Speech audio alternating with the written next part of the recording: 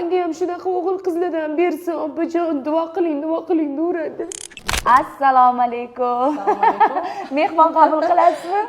O'rtoqlar, Lobar Ergashevni tanishinglar. Bu insonni anaqa nima deydi, vochetlariga yozilish juda ham qiyin, chunki o'z ishini ustasi. Bostirib keldim.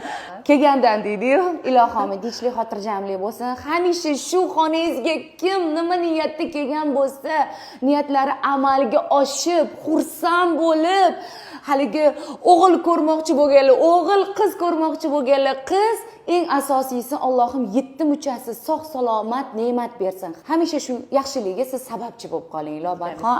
Allohu akbar. Ko'p ishonasizmi? Hozir kelinim telefon qildi, yugurib telefonni oldimda javob ham bermadim. Sirazu oldingizga keldim, chunki bu hozir men uchun juda ham bir haligi o'zimni ham sog'lig'im. Bu birinchidan. Ikkinchidan bilasiz-ku, men hammani o'ylab yuraman-da.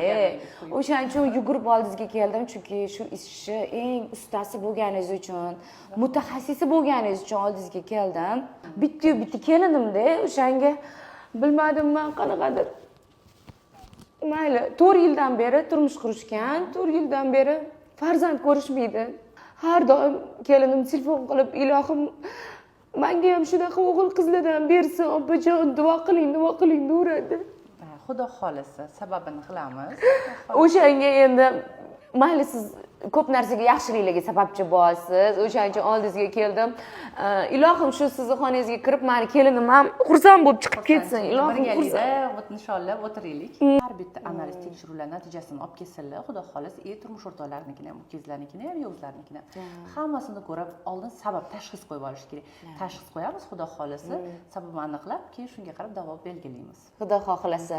Hamma oltita klinikamiz filialida ham eng yaxshi ginekolog bilan ishga olaman, chunki bizda основной o'zi mnogoprofilniy klinikamiz, lekin asosan ginekologiyaga, ayollarning salomatligiga bag'ishlaganmiz.